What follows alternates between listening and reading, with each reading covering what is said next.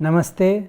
आज आप लोगों के लिए एक अलग टॉपिक है कि आत्मा जो है या जो एनर्जी है जो बॉडी को चलाता है वो क्या है और वो उसका महत्व क्या है बॉडी में आत्मा का। पहला फर्स्ट ऑफ ऑल कि ये जो आत्मा है ये आत्मा एक शक्ति है और आत्मा के अंदर 3 क्वालिटी होता है। 3 क्वालिटी जो है उस तीनों चीज़ों से आत्मा का गठन होता है। एक होता है मन, एक होता है बुद्धि, एक होता है संस्कार। तो मन, बुद्धि और संस्कार ये तीनों मिलके एक आत्मा का गठन होता है।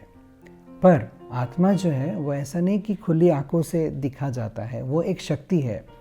जैसे हमारे आसपास में मतलब जो बाकी जो शक्तियाँ, जैसे मान लीजिए कि वायु बोल सकते हैं, वायु को हम लोग फील करते हैं, हम लोग अपने ओपन आइज से नहीं देख सकते। तो वैसे ही आत्मा या सोल जो भी है वो एक शक्ति है जो इस बॉडी को चलाता है।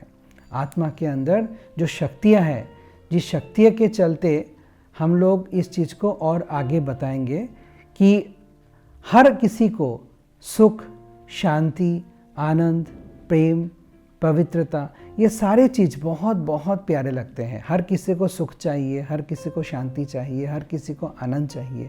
क्यों चाहिए? इसलिए चाहिए क्योंकि वो आत्मा की क्वालिटी है। हर आत्मा के अंदर, हर सोल के अंदर वो क्वालिटीज़ रहता है।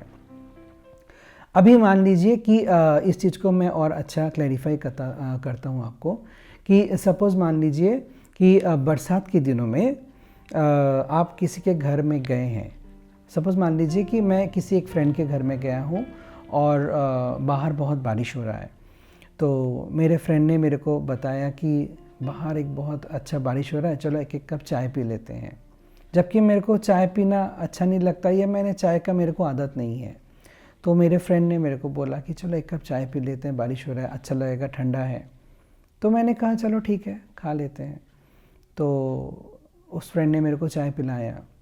तो उसके बाद क्या हुआ कि जो बात करना था वो तो मैं करके निकल गया। तो इसके बाद कभी भी अगर बारिश होगा और मैं अकेला हूँ, तब अचानक से मेरे को वो बात याद आएगा कि उस दिन बारिश के दिन मैं अपने फ्रेंड के घर में गया था। फिर मैंने उसको फ़ोन भी लगा दिया, पता है आज बारिश हो रहा है, आज मुझे आपकी बहुत याद आ रही है, आपने उस दिन मेरे को चाय पिलाया था। तो मन ने क्या हुआ, उस चीज़ को स्वीकार किया कि बारिश के दिनों में चाय पीने से अच्छा लगता है।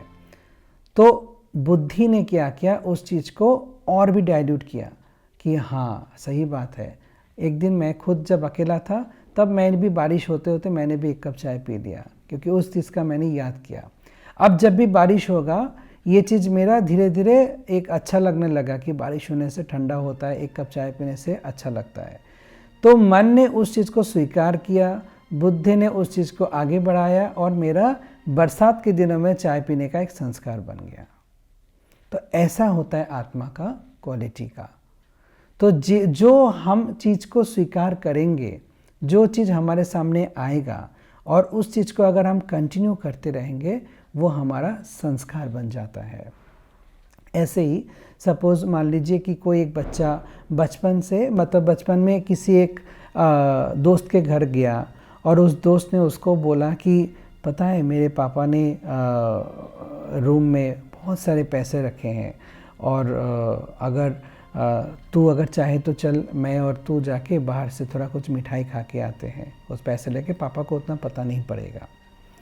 तो दूसरा जो फ्रेंड को उसने बताया तो फ्रेंड ने उस चीज़ में राज़ी भी हो गया। फिर एक दिन ऐसा किया कि उसका फ्रेंड का पिताजी जब घर में नहीं था तो दोनों ने मिलकर वहाँ से पैसा निकाल के मिठाई खाने के लिए गया।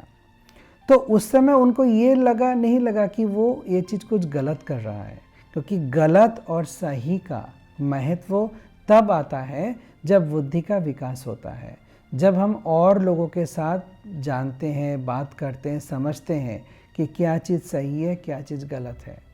तो ये बच्चा जब धीरे धीरे बड़ा होते गया तो उसके अंदर वो चीज़ थोड़ा थोड़ा करके बैठ गया कि हाँ, घर में अगर कोई नहीं है और घर में अगर पैसा पड़ा हुआ है तो मैं उसको निकाल के अगर कुछ खा लेता हूँ तो मुझे बहुत अच्छा लगता है, लेकिन मेरे को छुप छुप के करना है। तो छुप छुप के क्यों करना है ये मेरे को उस समय पता नहीं पड़ा, लेकिन जब मैं धीरे धीरे बड़ा होते गया उस छुप छुप के वाला चीज़ को दुनिया वाले चोर बोलते हैं या चोरी करना बोलते हैं। तो उसके अंदर वो गलत चीज़ नहीं था, उसके अंदर वो अच्छाईपन था। अब गलतपन और अच्छाईपन दो अलग चीज़ हो गया। तो ऐसे ही करके हर किसी के अंदर अच्छाई और बुराइयाँ बचपन से बोलिए या पिछले जन्मों का कोई एक संस्कार बोलिए या संग का असर बोलिए, हर किसी के अंदर वो अलग अलग रहता ही है, किसी में अच्छाई किसी में बुराई। तो अब हो गया ये आत्मा के बारे में जो मैंने आपको बताया कि आत्मा जो है, आत्मा हर किसी के अंदर तो रहता ही है, क्योंकि जब तक किसी बॉडी में आत्मा नहीं रहेगा वो बॉडी का कोई भी वैल्यू नहीं है। आज सपोज मान लीजिए कि एक बहुत सुंदर गाड़ी मैंने ख़रीदा बट मेरे को गाड़ी चलाना नहीं आता है, तो उस गाड़ी का क्या वैल्यू रहेगा? कोई वैल्यू नहीं, वैसे ही पड़ा हुआ रहेगा। वैसे ही मेरा ये जो बॉडी है, इस बॉडी को चलाने वाला आत्मा जब तक इस बॉडी में नहीं रहेगा तब तक इस बॉडी का कोई वैल्यू नहीं है। जब मैं आत्मा इस बॉडी से निकल जाता हूँ तब मेरे अपने जिसके साथ मैंने पूरा ज़िंदगी बिता दिया वो मेरे को डेड बॉडी डिक्लेयर करके जितना जल्दी हो सके घर से मेरे को विदाई करेगा। क्यों? क्योंकि मैं उड़ गई ना। तो इसलिए मैं कौन हूँ ये जानना बहुत ज़रूरी है। I am not the body, I am the soul, I am the energy who is situated at the centre of the forest. मैं इस बॉडी के इस यहाँ पे विराजमान हूँ। तो मैं आत्मा हूँ और मेरा जो पिता है, जैसे मेरा बॉडी का पिता को मैं पापा बोलता हूँ, आप अपने बॉडी के पिता को आप पिताजी, या वो अपने पिता को अब्बा बोलते हैं। अपने अपने भाषाओं में अलग अलग बोले जाते हैं। तो हर किसी का बॉडी का फादर अलग अलग है, बट आत्मा का पिता एक ही है, उसको परमात्मा कहा जाता है। तो परमात्मा जो है वो परम धाम में रहता है, वो जन्म मृत्यु में नहीं आता है। ये आध्यात्मिक लैंग्वेजेस में आपको बता रहा हूँ, इस चीज़ को आप और भी अच्छी तरह जान सकते हैं।